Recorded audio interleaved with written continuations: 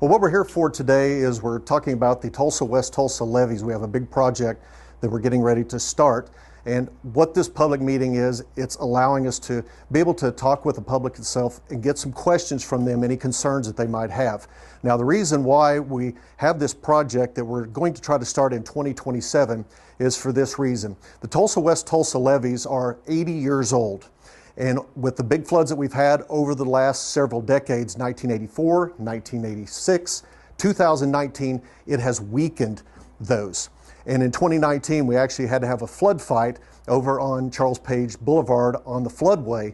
And the reason we did that was because we actually had boils that were coming up and we had to sandbag in order to keep the flood wall from actually failing.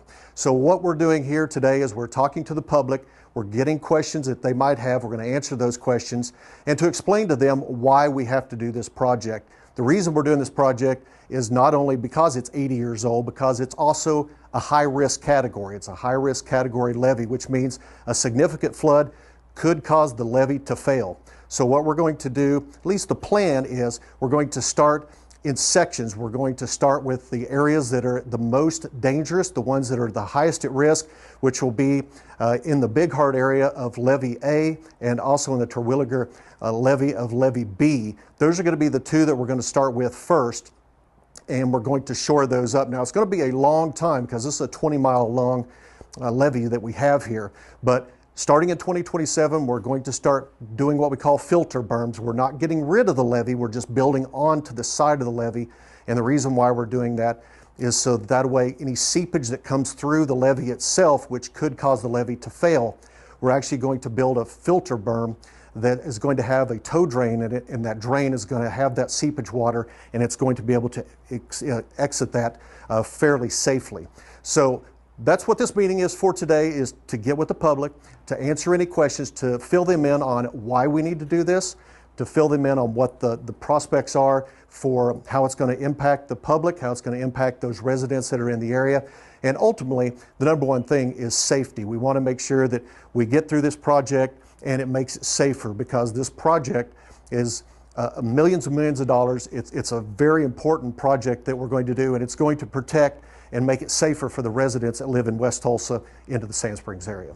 So, and by the way, for answers, feel free to still look toward here. Okay. Between these. I think the last major time, at least our station did an update on this, was I think 2022. I think the state had a $50 million grant in 2024. But in 2022, the county commissioners talked about how we finally got funding. This is a game changer. And they talked about maybe even a finish line of 2025. So what happened? Well, the reason why that's expanded out is because this takes a lot of time. It takes a lot of planning. It takes a lot of engineering. And then you have to talk about the actual real estate itself. You have to talk about dealing with those landowners and making sure that if we have to use any of that land, that we work with the landowners. Our real estate team has been working with those landowners for quite a while, getting those agreements. So that takes a long time when you're talking about a 20-mile stretch. So also, you have that, you're also in the development phase of this as we're looking at the berms themselves, but also the development of exactly how high those berms are going to be, what the tow drains are going to look like specifically. There's a lot that goes into that, and that's why the extension of this time is because not only are we trying to get that set, but it's a large area. 20 miles is a long way for these levees. So it was figuring out extra logistics is what pushed it back, essentially, after the funding was guaranteed. Yeah, it's logistics and trying to figure out what the best way is to protect these levees with these tow drains and these filter berms being the best idea. So there was a lot of studies that were done even after 2022 to really get an idea of exactly what we were looking at and what we needed. So now that we have that already finished up, now the next stage is actually implementing what we have come up with in all of our studies and starting to put that actually out there into construction. But to be certain, there is this discussion today is not about funding, because funding is already guaranteed still. That's right. Is that right? That's right. Okay. Yeah, it's already funded, and what we're trying to do is, because this is going to impact residents here for quite a long time now, we're going to do it in stages. We're going to do it in phases, so the whole line is not going to be affected, just small areas at a time, and we're going to go to the places that are highest at risk. And that's what this is one, we want to be transparent with the public. We want to make sure that they can ask any questions that they have so that they feel comfortable about when this actually starts, that they'll have all the questions that they have answered. And that's what this is. This is just one of those times where we want to get in front of the public and answer those questions and calm any concerns they might have. What do you think, and by the way, please, just for editing purposes, if you can look this way, what, in the last 5 years or so, since we've been having this conversation about getting funding, having to survey everything, all the logistics, what do you think has been the biggest hurdles? I think the idea was 2019 was a big player in that. Over the years, the levee has been impacted by several floods, and even when we haven't had any major floods, we still have had issues with the levee itself. So 2019 was a big flood, we all remember that one. But even high water around the levees themselves caused seepage. And I think what it was is it almost took 2019 for people to realize that the levee system has a lot of issues to it, and it was a heroic flood fight by a lot of folks from the Corps of Engineers and also from some of our other members of the military to actually save some of the areas of the levee itself. But there will come a time where we're going to have another flood, we're going to have another area of high water, and we want to make sure we get started on this project now so we can start taking care of those issues as fast as we can that are at the most at risk. Is it still, though, basically on schedule in terms of where you're at now? I mean, is there anything that you could say, no, we need to get back on track with that, or is it pretty much standard? Well, I think most of the studies that we've had on this are already finished, and there's already a pretty good idea of what we are going to do to improve this. Now, the big question is some of the small logistics of things, still some of the real estate that we're talking with some landowners about. That's going to definitely be something that we're going to continue to work in. But all of the projects that we have looked into, all of the studies that we've looked into, we have a pretty good idea of what we need to do. Now it's just putting that actually out there and starting the construction. Starting that construction, you said 2027? 2027. You know what time in 2027? Probably later in 2027 at this point. How, and by the way, taking how long? Well, each section is going to take a specific amount of time. Some may take a little bit longer than others because we don't really know what we're going to run into with some of those areas. We're obviously going to try to stay in the footprint as much as we can of where the levees are right now. But there could be portions of it where we may have to work with landowners on using some of the easements for temporary easement on some of their property. And those agreements take a little bit of time to do. So that is why the distance and length is going to take so long, is for that reason right there. Is we've already got most of the plans in place, but it's actually working now with the landowners to get those things finished up so that we can actually start the process. So if you wanted to give a safe bet of when all these phases are done, what does that look like? Well, we're first of all going to do phase one, which is definitely going to cover parts of levee A and levee B. And we're going to start with the Terwilliger, and we're going to start with the Big Heart as well, and that confluence is over into Charles Page Boulevard where the floodway is. Those are the two that we're going to start first, and then we're going to continue working on B because we already have agreements with the other parts of the levees on B. Chandler, Ziegler, and New Block, I think, are the ones in levee B that we're going to be working on. So it's a long process. It's going to take a long time. The only good news for the residents is we're going to be in small areas at a time, and we're going to continue to work here and then work here and then work here, so it's not going to be work across the entire area at the same time. So we're talking about 2030s, that kind of thing? This definitely could take some time. Yeah, at this point we don't know exactly how long it's going to take, but to redo the entire 20 miles is going to take quite a few years. And give us a scale of this. How big of a project compared to other Corps of Engineer type projects is this? How does this compare? This is a pretty significant one. Obviously, we're not taking out the levee, we're not rebuilding a levee, we're just basically adding on to the levee to give it more support. This is a pretty significant one in that we've had a lot of these types of projects that we have done that have lasted 6 months, a year, but this is going to be a pretty significant project, especially for the Tulsa district, as the 20 miles is not only quite long, but also, it's right around the city itself. So we're also going to have to deal with that. So it's one of the bigger projects that we've done here in the last few years. And probably the biggest to this area since it was built in the 40s, I would assume, right? Yeah, it was built in the early 40s, so it's around 80 years old, and it's already really outlasted its lifespan.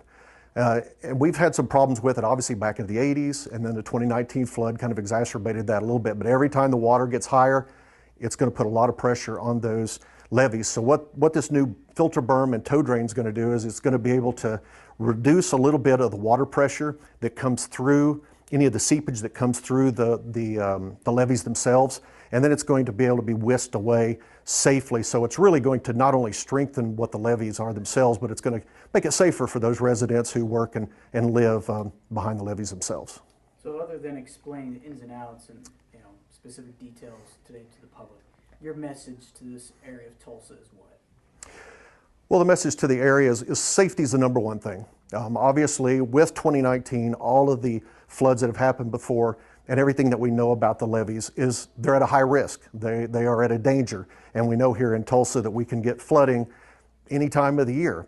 So for us, that's what our number one thing is to let them know that safety is the number one key. We know the dangers that we have with the levee at this point, and we think that it's the right time to get started on these projects and to be able to hit those critical areas first, and to let them know, not only are we thinking about the safety of our residents, but we're also wanting to be transparent, because this is going to be a big project, a long project, but it's an important project, and we want them to know that we not only have a project website, but we also have an email address that they can send in questions, and obviously our social media pages as well. So many different ways, and we just want to make sure that we touch base with the public and let them know that we're always open to any of the questions that they have for us. Can you talk about the number of residents that are in this area? Yeah, number of residents, roughly behind A and B's, roughly about 10,000 residents. And we have seen quite a bit of seepage come through those over the last few years. Even with heavy rainfall, we have seen some seepage come through. And that's obviously a horrible thing, because that could definitely cause the levee to fail. So about 10,000 residents in those areas, and we're going to be talking with each and every one of them that are going to be impacted, whether it's just the temporary easements that we have. Maybe we have to take a tree down, something that's near the levee, because the levee itself has to not have any obstructions near it. But again, when those come up, we're definitely going to be talking with the residents and the landowners, and we're going to make sure that they know everything that's going on before we do anything. Can you talk a little bit about what it's like in this area? There's a lot of industry. So I would think that, obviously, if the levee's failed, there's a lot of metal, there's a lot of scrap metal and things like that out there. What kind of damage would that do? Well, and that's another thing as well, is we also have the Superfund site that's over in the Sand Springs area. So as we're working through these filter berms and we are creating these filter berms, we don't even know what we're going to find. It could be old utility lines, it could be contaminated soil. So we're going to have to look at that. But yeah, definitely with all of those manufacturing areas around here, with all the metal and oil, that we're definitely in with the DEQ and the Oklahoma Department of Environmental Quality. We're in touch with them that if anything like that happens, that we're going to make sure that we take care of that, and it's going to be safe not only for our workers but also for the residents. Sorry, can you put name and title one more time for us? Sure. Yeah, my name is Taft Price, T-A-F-T-P-R-I-C-E, and I'm a hydrologist with the U.S. Army Corps of Engineers, Tulsa District. Hey, I had a question. With the way that levees work, do these, do the first set of repairs make any difference? Or is it a thing, that everything has to be done for the protection to be upgraded? Or is, an improvement here actually an improvement until it's all done? Well, until it's all finished, we're still going to be at a high risk. It's still a high risk. But what we do know is we do know the areas that have the seepage. Over Sandy Park Apartments, a perfect example over there, where there's a lot of seepage that comes through, and those are the areas that we're going to hit first. Those are the areas that we're going to hit that have the biggest risk of failing. And once we get to those and get those finished, then we'll go to a secondary, and then we'll keep going down. But we're going to do the worst first. So we're going to make sure that we already know the several areas that we have that are going to start in that area. So that's what we're going to do. But it will improve it. It will definitely improve it. But the more and more of those sections that we do, it will improve it as a whole. But again, we have to start somewhere, and we're going to start with those areas that are worst first. Once we get those, then we'll continue on. But it's still going to be a high-risk levee until until we get these finished. And it's going to be several years. Are you kind of working off the trouble spots identified in the last flood, or have the levees degraded some since then? 2019 was definitely the one that showed us where we were having the most significant issues, no doubt about it. And even some of the rains that we haven't had anything even remotely compared to 2019 since then. But we even get a little bit of seepage through some of these levees, even when we just get normal rainfall. And that could either come through the levee itself, or it could come all the way underneath the levee and come back. So 2019 was really the one that showed us where we needed to hit. And obviously, over at the Charles page, that floodway there was where we actually had to put sandbags in 2019 to keep that flood wall from actually failing. So, and that's actually the confluence of where we're going to actually start between the Big Heart section of Levee A and the Terwilliger section of Levee B. So, but 2019 was definitely, gave us the idea of really what we needed to focus on first. How are the pump stations all along? Are they all pretty operative and in pretty good shape? Or? At this point, they're in pretty good shape, but those will definitely be checked on, obviously, as they are now. They'll be checked on and they'll be replaced if necessary. Yep. Well, you may have covered this before I came in. You don't have to repeat it if you did, but what can you kind of go over the work that's happened since 2019 and now? Because some pumps have been replaced. There's been work that hasn't been that visible. Yeah. So what's happened?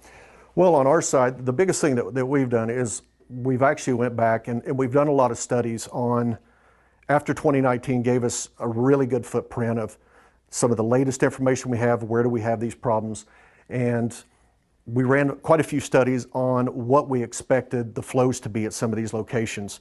So the last few years has been really working on that aspect of things to try to understand what we're looking at here, what we're dealing with in terms of these levees themselves, how much water's coming down to each of these creeks, from Big Heart Creek and some of those other creeks just to the north. So the last 2 or 3 years, what we've been working on, especially in my section in H&H, is the hydraulics and hydrology section, is running these models and putting together modeling of what we would expect. So that's what we've been doing on our side, while all the other things have been trying to get agreements. They've been trying to get agreements for real estate, trying to get agreements, through other towns and cities and personal locations and things like that. So the agreements, that's taken a long, long time to do, and that's probably what takes the longest time. But what we really have tried to do is determine what we have there, what the next flood, what are we actually going to see, so that way we can use that data whenever we start building our filter berms to be able to determine, because at this point we haven't decided the height or the width of any of those yet. That's still in development. But that's what we've been doing the last few years, is just getting that ready so we understand exactly what we're dealing with.